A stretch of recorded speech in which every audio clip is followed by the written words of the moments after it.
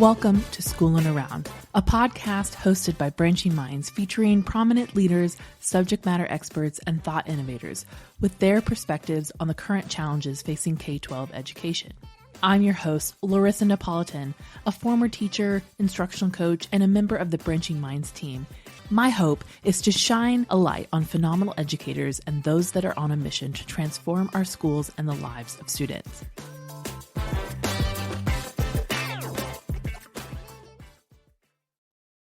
For many education leaders, MTSS turns into a system bogged down by administrative work, like time-consuming spreadsheets, data walls, or manual kid grids that take away time from students. And today we're joined by Beth Corkum, the MTSS coordinator at SAU 67 in New Hampshire, who is navigating this challenge. And her and her team sought to make their MTSS data meetings less cumbersome and more actionable. And so she joins us today to discuss this operational shift and what they prioritize and how this has positively impacted their staff's morale. So welcome to the podcast, Beth. Thank you. Thanks for having me. Well, first of all, tell us a little bit about your school district and your school, even just Bow Elementary. I know that's specifically kind of where you focus your work. So tell us a little bit about the school and what makes it a great place to work and learn. Absolutely. I'm super fortunate for my job and our communities. SAU 67 is comprised of 4 schools. So Bow Elementary School, Dunbarton Elementary School, and then they merge together at Bow Memorial School and then graduate together from Bow High School. We have about 1,900 kids across the district in those 4 schools. This effort, and we are implementing Branching Minds in all of the schools, but the efforts that we're going to talk about today are specifically with Bow Elementary School and our data meeting structure. So at Bow Elementary School, there's a little over 500 students, so pretty big elementary school, and we're jumping right in and doing a lot of really cool stuff over here. That's really great. Okay, to orient our listeners, where are you located in New Hampshire? Sure. So Bow and Dunbarton are 2 communities. We're right outside of Concord, so a little bit north of Manchester, New Hampshire, a little bit southwest of Concord, New Hampshire. So tell us a little bit about your work, and maybe let's even just start like big picture. You know, what kind of inspired Bow Elementary to rethink the way you're running your grade level data meetings? And was there any like specific moment or challenge that made you kind of realize that what you were doing was not working and needed a better way? Sure, absolutely. Data meetings at Bow Elementary School have actually been happening since about 2018. Which when I found that, I was like, they've been much longer than I've worked here in this role anyway. So we've been having data meetings for reading and math for a long time, and then brought SEL into the picture about 2021. And this was my 3rd year as a district administrator in this role. And sometimes I call myself a professional connect the dots player. So as I was attending these meetings across our district, I was noticing things that were similar, things that were different, and then was trying to think of the lens of how can I make connections between our schools? How can I make our work more efficient and focused on the focus is what's best for kids and how can we dedicate our time to do what's best for kids. Well, I think that it's always good that when you're having leaders think like that, because I've sat in those meetings where you're like, okay, this could have been an email, or are we actually going to get anything done? Or are we just talking in circles? And, we want to give everyone time to share. We need to get something done and make it seem we're actually using our time to really support students. I guess what my question is, so what did you notice about those meetings that you're like, we need to make it more efficient? Absolutely. I think that the work that was being done in the meetings was wonderful work, but it was happening in silos. So whoever happened to be at the table, and we, try to have substitute teachers and coverage to make sure that the key players are available to be at the table, but that obviously isn't always possible. And so whoever was at the table got the information, had the voice, right, was really digging into the spreadsheets and the charts that we had, and then it ends, right? And you go back to your, normal routine. And some people would take some of that information and do some things, but it was really happening in silos. And the first thing that I noticed was, how does this information transition from school to school? And we all have a variation of some sort of a data spreadsheet, but is it shared? And is it allowed to be shared? What is the privacy of that? And how are we taking our notes? And what do our keys mean? And what is the conditional formatting, right? So there was so many questions that were being generated being a participant in these meetings. And my wonder was, there has to be a system or a way to streamline this work to make it more efficient, and that then the action items and the time at the meeting can be really more of a working meeting, which is what we've evolved into our practice for sure. So you would say that maybe those meetings were spent more organizing the information than really actually making decisions about supporting students, or like making a plan, reviewing what had been done and making it, adjusting the plan. That wasn't necessarily happening within those meetings. Correct. And the work leading up to the meetings, right, was time-consuming work that people needed to get assessment data and manually enter it in. So that was all time that our specialists and counselors were not able to meet with students because they needed to prepare for the meeting. So that was a heavy amount of time. And then in the meeting, it was teaching people what the data means and talking about the structure and how it was formatted. So sure, we were looking at the data, but we weren't making decisions. We weren't able to as easily group kids together or compare or look at what had happened in the past and make decisions about interventions and supports like right there on the spot. And how do you feel like that affected, and we're going to talk about this a little bit more later, sort of how, the staff morale, but how do you think that affected how people felt about the work? Sure. I think that the people who needed to do all of that work in preparation, right? Like it was a lot for them. And there was this deadline of this thing that it needed to be ready for. So there was a lot of pressure on the timing, and then making sure that assessment data was complete to give it time to be entered into the spreadsheet. So I think there was a lot of unnecessary angst and pressure by the people who were the ones who were kind of on or facilitating the meeting. And then the attendees of the meeting, who maybe weren't the ones who created the spreadsheets, but needed that information, it was kind of the first time that they were aware of the data, right? So they needed time to process, what am I looking at? What does this mean? And because of that, that's what the meeting was, right? It was looking at the data and reviewing, but then the time to actually execute an intervention took so much longer. I mean, I would imagine that like sort of there's a frustration of walking away from the meeting and you're still needing more time. And that time is like time that students aren't getting the support that they need, right? Like absolutely taking away. And it's like, I can imagine a teacher being frustrated of like knowing this student needs support and we're still like 2 weeks away from actually making this happen, and that can be really frustrating because you're just wanting to make a change for the student sooner rather than later.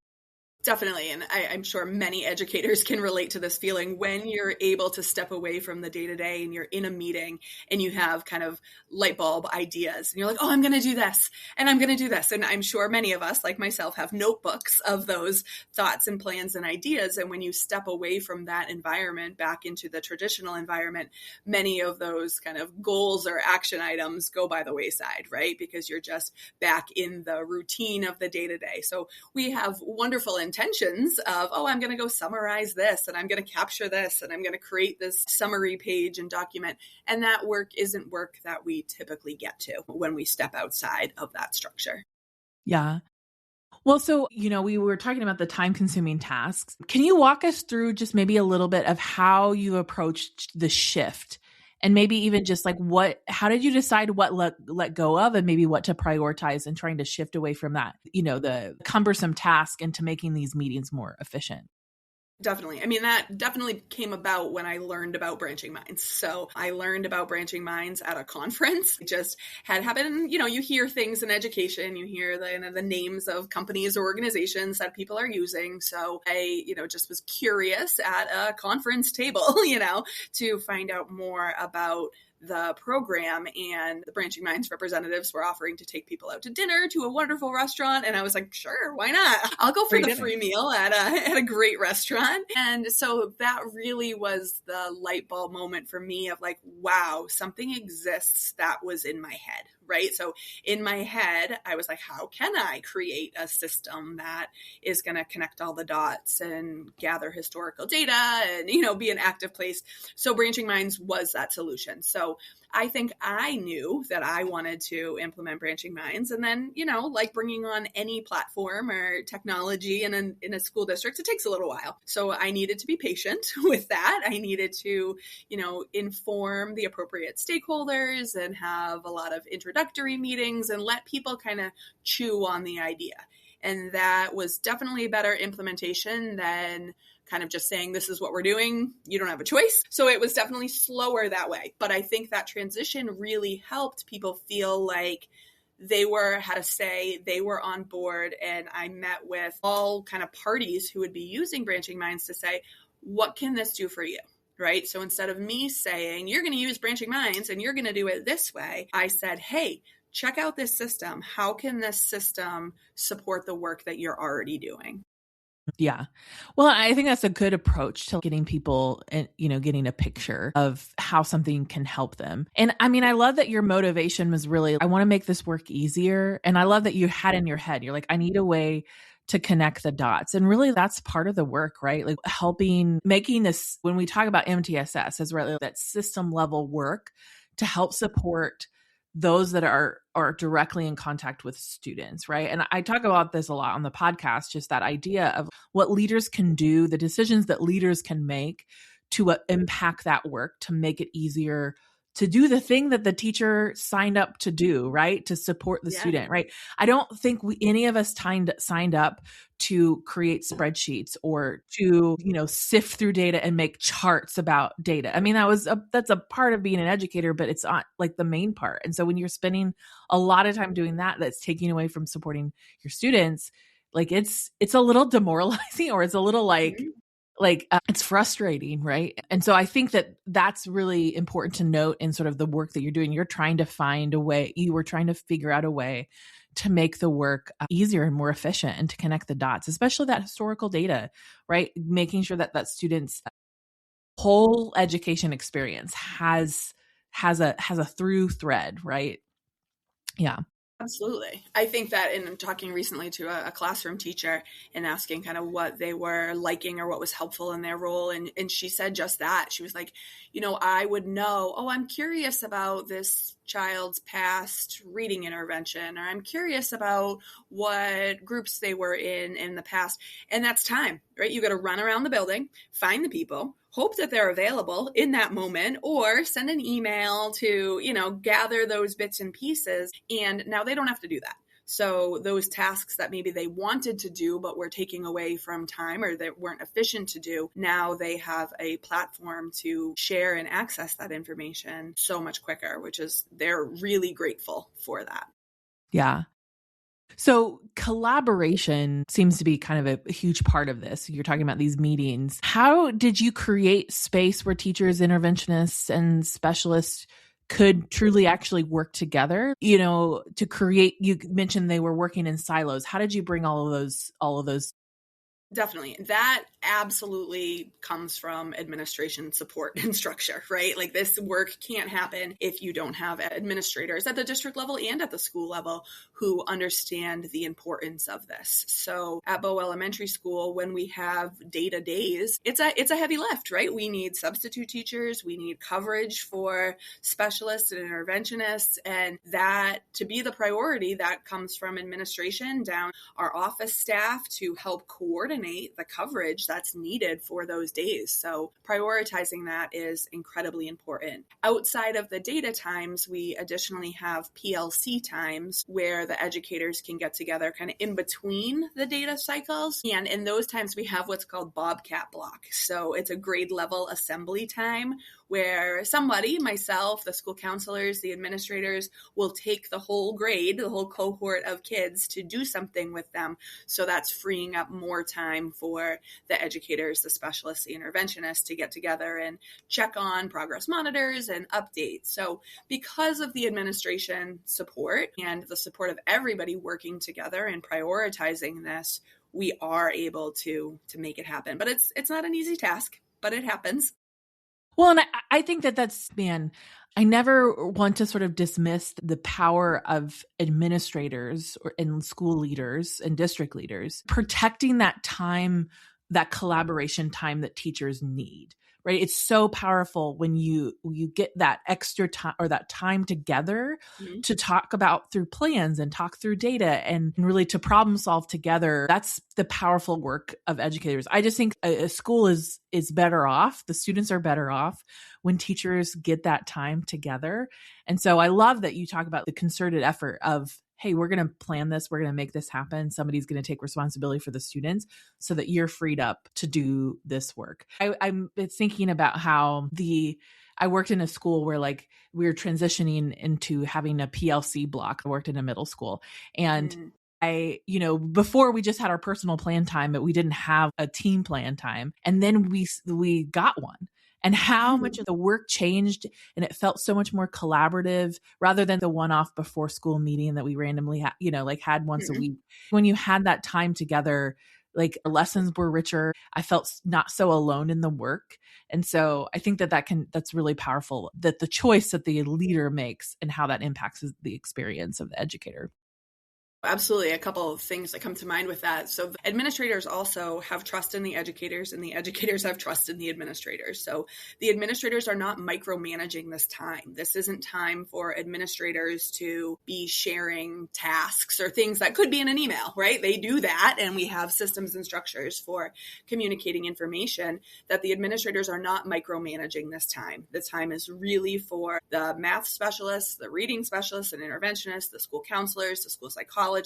It's really their show, right? And their ability to facilitate the different pieces of the day. It's also for the educators. It's team building, right? It is team building time. Different grades, it's cute. Different grades do different things. Somebody will bring breakfast. Somebody will bring lunch. Somebody will go get the coffee order. And I remember we were taking a break. So it's broken up by, there's a section of the day for reading, a section of the day for math, and a section of the day for SEL. And we were going into a break and we were like, okay, guys, to the teachers, we're like, all right, you have about 45 minutes and then we're going to get back together. And a teacher was like, well, I don't know what to do, because they're so used to their routine. I was like, you could go for a walk, you could go sit, you could go do some email. Like they were so surprised by the luxury of time, which is really the gift that all educators need. So the grade level teachers went for a walk for 20 minutes together and then came back and dug in. And like, just how healthy is that for educators? And that obviously wasn't directly connected to our day to day, but the morale booster and the collaboration and camaraderie between the educators because of those moments is really cool to see. That builds into that collective efficacy, right? It builds into that thing that really will impact student outcomes. If your team is working together and has space to do it. Because I think that's one of the hardest things I always kind of felt about being an educator is just everything felt urgent and I never felt like I had enough time to do it within my contracted hours. I always had to take extra time to do the job really well in the way that I wanted to do it. Right. And so the years that I had very supportive administrators who really tried to help build that space for collaboration, for team building, made it feel a little more possible and like that I didn't have to give up my own space. I'm one of those creative people that I know that like there's just the ideas that come from collaboration. Like like I said, like your lessons are richer. The ideas that my ELA team, when we had time and space together, the ideas for lessons and projects and things like that were just, it was so much fun because we could bounce ideas off each other and it wasn't just about us. So And I I'm love sure that. those ideas generated between that walk, right? Or in between Yeah, the break exactly. time or over being able to have a meal together. And we know that, right? Research shows that that is when you have your best thoughts. We put so much work and effort into teaching kids how to build teams and collaborate, and we need to model it for ourselves, right? So Yes. we can't spend our day telling kids that these things are important for your future and your real life and your grown-up job if we're not also modeling them within our grown-up jobs. I love that. Well, and I love the encouragement of like, yeah, go take a walk or like sharing a meal together. Cause you know, you get a bunch of teachers together eating a meal, like they're going to talk about teaching and they're, you know, like they're going to talk about the things. And that's when you're right. Like that's when great ideas happen. So, okay, kind of, I would love to talk a little bit about, you know, the actionable steps that are taken from your meetings. Cause it sounds like your meetings became more fruitful. I like to use that word. So what does that look like in practice? So when you're thinking about some of these like day-to-days or even just like your PLC type, could you share an example of how this approach has led to maybe more timely instructional adjustments or even just student growth? Absolutely. I think one, using branching minds takes away all of the preparation before, right? So somebody's not like preparing a spreadsheet ahead of time. So there in itself is more instructional time because people are available for those interventions. And then within our meetings, no matter what the meeting is, if it's day to day, if it's a universal team, a tier 2-3 meeting, MTSS consult, whatever the topic of the meeting is, we have come up with the structures to have a timekeeper, a note taker, an action item recorder. So jobs we're used to it, right? We know that that is what we do when we get together. And because of that, we're not wasting time. We're not hoping somebody's doing it and then capturing it. Like we'll walk in and sit down and someone's like, yep, I got time. I got notes. I got action items. Sweet. Then let's dig into that. So when we're talking about a student or a group of students and we're creating a group, we're actually doing it in the moment. So someone's not like, you know, keeping notes on a piece of paper that then they have to go back to organizing and creating somewhere later. It's happening in real time. So the group is being created in real time in the meeting. The notes are being summarized and captured in real time. So there's no more work to be done. The work is being done. The only thing that I think has to happen outside of the meetings is like maybe the scheduling of the interventions, right? Because we meet by grade level. So say, you know, we make decisions about grade 3, the next day we're making decisions about grade 4. We can't schedule like exactly what time those kids are going to be seen or have an intervention group until we can see the big picture of the whole school. Yeah. Sure, that work is a little bit outside or after the meeting, but in terms of what they need, what they're going to get, who they're going to get it with, those decisions are made on the spot. I love that. I mean, and that you walk away from the meeting, these are the things that need to be done. And we've already taken, I mean, we call it a working meeting in our remote work. Like we're like, okay, let's create the tasks while we're talking about it, not just take notes and do it later, do it in the moment. And you walk away going, oh, I got work done and not just talked about the work. Definitely. Yeah. So for some of the educational leaders listening, what advice would you give about making your MTSS processes less cumbersome? And maybe what's a first step that they could take? Sure. This one's a little bit tricky to answer because I'm very aware of the variety of structures and systems within schools. So not every district has an administrator dedicated to this work like I have. I say I have the greatest job in the world, and I mean that every single day. So I can speak about it from my perspective of having an administrator dedicated to this work. And I can also speak, prior to this role, I was a high school counselor, but I was very interested in MTSS and definitely took on some kind of leadership role within making it happen within our school. But it was definitely the one more thing, right? I was a high school counselor and I was trying to organize some MTSS systems on the side. So having somebody dedicated to it, it's not one more thing on my plate. It is my plate. This is what I do for my job. So I think with those kind of two pathways. If you do not have somebody dedicated to leading the ship, think about small efforts. And this is what my mindset was when I was in that school counseling role, was considering 1-degree shifts. And, I'm sure there's quotes and things along the way that I've heard and picked up from people about being a boat in an ocean. And if you make a 1-degree shift in that boat, you're not going to feel it right away, right? You're going to still see the things around you, but that boat is going to land in a different place than when you started. And that was really helpful for me. So it made me feel like I didn't need to wash out a whole system or change everything in one time. It was, okay, what's the 1-degree shift? What is one thing we can do? We can add a note taker. We can add a timekeeper to make sure we get through the agenda items. We can work on systemizing our color coding of data, right? So the 1-degree shifts that we can take within that. Now, because I am in the luxury of the position that I have that bird's eye view, and I can see kind of from above all of the schools, and I can really take in the information of what I'm seeing and help make administrative decisions for our district to say, hey, let's do this now because that's actually going to help the 7th grade team, or that's going to help them when they're in high school. And the 3rd grade teachers don't know that. They can't think about what, and it's not their job to think about what's going to happen to this kid when they're in 10th grade. But I can connect the dots between those systems, which I think is when you can have somebody dedicated to this incredible work to be done. Yeah. And I think that's really important to have someone in that's responsible sort of at the district level that can have that bird's eye view. Because I think when you're in the work or in a school, you may, see just that school, but if having at the district level, at least somebody to have that perspective of like, here's how we can connect the dots. And here's the necessity to connect the dots. I think probably your experience as a high school counselor really helps you at the elementary level to really go, okay, yeah, these are the things, if this student in high school had this thing in elementary, maybe it would make a difference for where they're at now.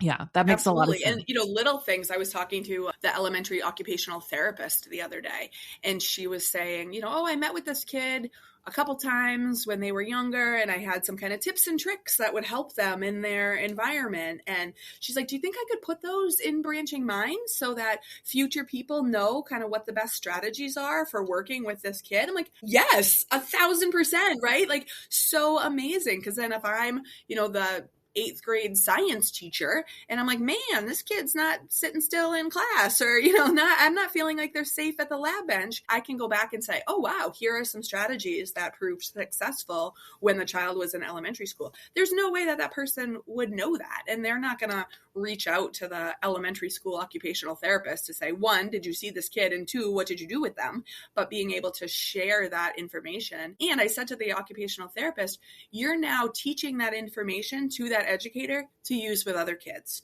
right? Your intent is to share it for that one kid. And now they have this knowledge and information that they can make choices to use in other settings. So you're not saying, oh, let me teach you how to be an occupational therapist. That's not necessary, but you're providing suggestions and resources in a one-stop shop, which is really cool. Yeah. I think that, we forget that's so much about some of that stuff that happens in those meetings, those team meetings, or even happens in a system like Branching Minds. Like the sharing of information is that sharing of knowledge that not only impacts one student, but it could impact many, right? Because it's like, hey, this is a strategy that worked. Or, when you're examining instructional practices of like, hey, this is what I did with my class, and we had really great results. And then another teacher tries it, and then it permeates throughout the school. And so anytime that you can do that, I think is, it's instead of hoarding the knowledge, you're sharing it with everyone, and that's the greatest thing about breaking down the silos, is that you are not just about collaboration for problem solving, but also for sharing information. Yeah, and it adds to that kind of efficacy and ownership of the work, right? And we as administrators are not saying you need to learn how to do this thing that maybe is outside your role or your job, or go find this information or go to a training, right? All of these other things that are beyond the scope of our individual jobs. But if we have a way, and these meetings come up, we're all able to come together to share those highlights. And that's how the work gets generated most successfully. Yeah. So kind of speaking of that collective advocacy and sort of just that collective work, let's kind of talk about the human side of this kind of transformation or this work. How's the shift impacted that morale and energy of your staff? So much. It's really cool to see because it's impacting so many people have such different kind of niches of their job, right? Like we're all educators. We're all here for kids. We're all here to do what's best for kids in our system, in our community. But everybody's role within that is a little bit different. So, I've talked to our reading specialists who have said, well, using Branching Minds makes my work more visible, right? People are able to see and know all of the groups and the progress monitoring. And I don't have to walk around and be like, hey, do you want to know what I'm doing? Right? And that they're able to share. They were also saying that they really enjoy the to-do lists on Fridays to be able to have a moment for themselves of, hey, I did that, right? And even the little details of goal setting with a kid and being able to say, hey, did they make progress? Did they reach their goal? And having that kind of internal pat on the back definitely helps the morale of the educators. From the administrative side, I think they see ownership in seeing the data before. It's not the data lives in somebody's Google Drive or whoever has the login to the platform that, the data is living, that there's shared ownership and transparency of the meetings that are happening and the interventions that are being used, which is really cool. And I think the teacher perspective is probably the best, right? And that they're getting a clear image of the students. There's way less time searching for things. So it's making their job more efficient and it's providing more time for the human side of the work, which is what we want. We want the educator in front of the kids being able to connect with the kids. Yeah. I mean, I think that because there's so much about the administrative side of teaching that is the part that, like, as a former educator, people often ask me, like, do you miss it? And I was like, well, I miss the students, but I don't miss all the other things, the cumbersome parts of the job. And I think that's where providing your teams with a tool or even just protocols or systems or even just creating a way that's very clear and easy for them to follow alleviates that stress. Because in the beginning, you talked about sort of that angst and that stress of the work of bringing all the data together. But when you provide a way for teachers and staff members to not have to worry about that, like taking away some of that stress allows them to enjoy their job a little bit more. And that increases the fun part, right? Like it's fun I don't want to say fun is maybe the wrong word, but it's very satisfactory to walk away from a meeting and going, we got stuff done. And Absolutely. Now we can take action and we can move forward. Totally. I was talking to one of our teachers who's also a literacy coach, and she was tasked with finding some fluency work, right? So, in the past, she would have been like, oh my gosh, I'm going to go Google and search through 100 websites and links, and where's the PDF going to be, and is it going to be free, and, all of the things. And she was like, I went to Branching Minds, I went to the intervention, I filtered it by exactly what I needed, I downloaded it, I shared it with our entire team, and everyone was like, oh my gosh, thank you. And she's like, it really wasn't hard, right? Like, and that moment of feeling validated, feeling successful, that you're helping somebody else, that was a really cool example of how the efficiency of the process can support everybody. Yeah. Well, I love talking about this kind of stuff because in my mind, it's all about making the job of educators a little bit easier so they can do the thing that they signed up to do, and that is to support students.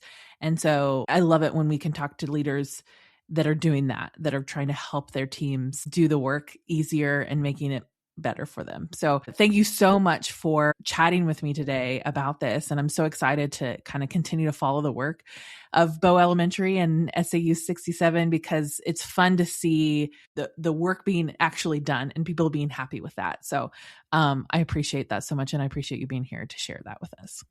Awesome. Thank you for having me. And we're just finishing year 1. So, I think in year 2, 3 down the road, there's going to be so much more to share. I know there's things that we haven't even learned or touched yet. So I'm excited to continue that adventure as well. So thank you for